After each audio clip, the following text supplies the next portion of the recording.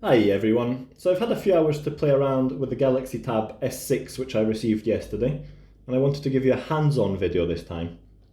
So here we've got the Galaxy Tab S6 and it has the book cover keyboard. We can remove quite easily the keyboard which sits on the front, put that to one side. On the back we have the back cover which comes in with the stylus opener. And we have the kickstand. Now the cover can be removed. And you can see this is the inside of the back cover.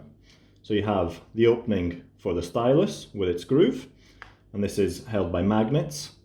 I have a couple of magnets down in the bottom corners, and this is where the kickstand is. And this black patch is a press hard suction adhesive, which it will be interesting to see how it lasts the strength of time, or if a magnet would have been better, but so far I've not really had any issues. I've removed it and put it back on the tablet a number of times and it seems to stick quite well. So we'll put the cover back on to the tablet, and to do this we just line the back cover up and then press hard. And this puts the cover back on. As you can see, it's quite strength and sturdy. So the tablet itself, what we have at the bottom, a couple of speakers, USB-C cable. On the side here we have the power button, volume up down keys, a SIM slot or an SD card slot, and I'll open that in a second for you. On the top, another two speakers, and the sound from the tablet does sound very well. And at the bottom we also have the keyboard attachment slot. Now I got the Wi-Fi only version, but I think I assume if you get the network version you have a SIM slot, and this one is just the micro SD card slot. Put that back in. We attach the keyboard. It attaches through magnets and then it closes quite well. Strength of the keyboard is quite strong, as you can see, sticks quite well, and it does go all the way around, and clicking does not make any difference. It's as if it's disabled. Now the tablet itself, it's got the fingerprint reader on the front, inside, it doesn't have it on the side. And one thing I would just like to mention while we're here is, unfortunately, as you can see, there is no headphone jack. This is a bit of an unfortunate thing, especially as no adapter comes in with the case of the Tab S6. And yeah, headphone jack would have maybe been nice. On the fingerprint reader, this lights up when you put your finger. So it's quite nice. And then the screen, 10.5 inch, very small bezels, camera at the top, no hard physical buttons at the bottom, they're embedded within the screen, and very responsive and very quick to use. So the screen is quite responsive and very fast. In terms of the stylus, this just sits at the back here. You can open the cover. It is quite tricky to put the stylus back in without really having a look, but it might just be because it has to be in a specific point to get it to charge up, but it might just be having to get used to it and spend a bit of time playing around with it some more to get it in the right spot every single time without having to turn the tablet around. Now the stylus itself charges up wirelessly, as you can see when we connect it. It comes up and it charges. Okay, now it's 100% charged. And what the stylus allows us to do is we can take a quick note. So this is just a Samsung Notes one, and it writes very well. We can play around with the pen a little bit more. Here you have various different functions. You can choose which functions that you have when you select the pen. Another good thing is if you use the Note from Samsung, is it allows you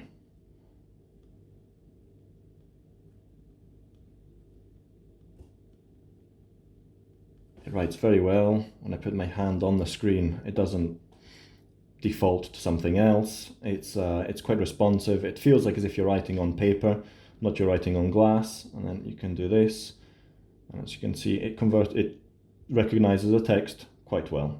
Click convert, and there we go. So it's very intuitive, very well done, Samsung, I have to say, 'cause this is one of the first ones I've seen and tested with the handwriting, and I don't write very well, and neatly is actually recognized as proper text. Another thing that we can do with the pen is there are various different gestures. I've not played around with them yet. I have seen a few videos and it's quite hard to do, so we'll do a video on that one next time. In terms of the notes, before I forget, there is a button on the pen here, and the cool thing is about the button is it can act as a rubber.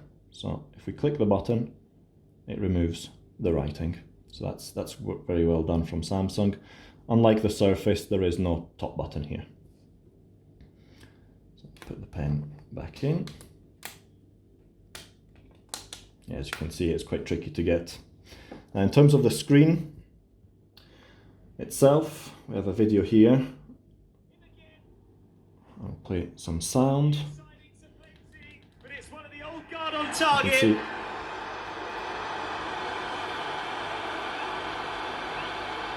very good video quality. The sound is very loud. Vecino inadvertently blocking it, I think. Pause that one. And then here, if we just drag up, we get the controls to go back home.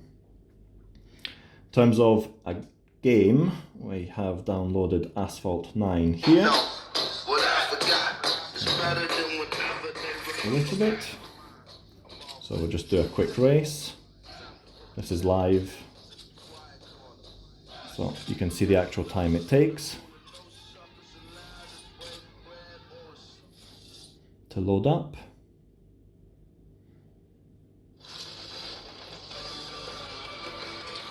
I did play around with this a little bit, and I think I will play some more. So graphics, unbelievable. As you can see, you can play around, very responsive, very detailed graphics.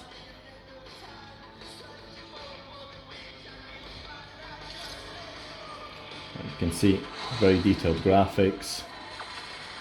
I do need to play around a little bit more to learn how to drive, but that will come next. Okay. And what we can also do is split screen, and split screen works very well. So we can do, let's do the video, and we will do BBC News.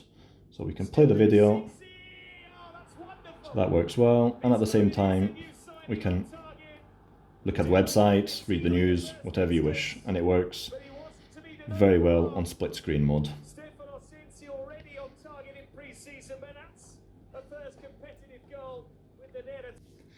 So it works very well in split screen. As you can see here, the number of applications I have open, and it is still very responsive tablet.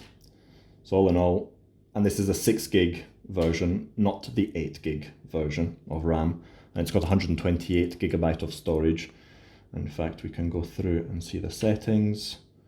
It runs on Samsung One UI 1.5, Android version 9. Now what it does also come with is DeX, and with DeX, to get that activated. So with DeX, it opens up quite quickly, and what we can do, it just runs just like a normal desktop. So for example, if we open up a book, which I was reading, a bit of John Grisham, we can resize the window. We can then, for example, have another window here with a web browser. And then we can also have, let's say, Google Play, which opens up, and we can have that as a third window. I'm not sure how many windows you can have as a maximum, but they all work very well. To get out of DeX, just exit DeX.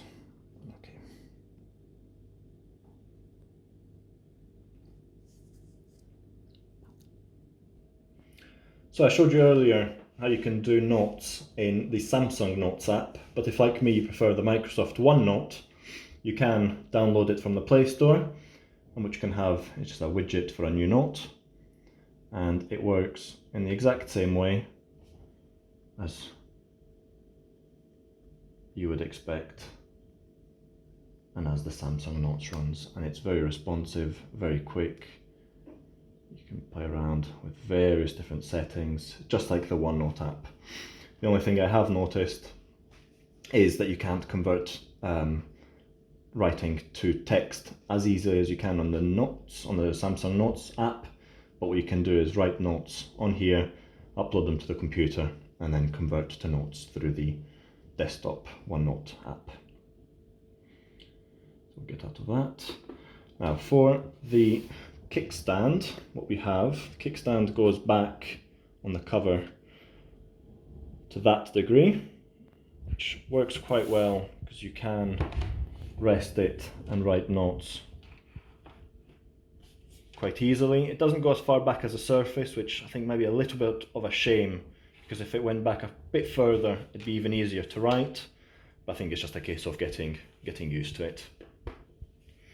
Now the keyboard, if we attach the keyboard to the tablet, what we have on the keyboard is a trackpad with click and the keys.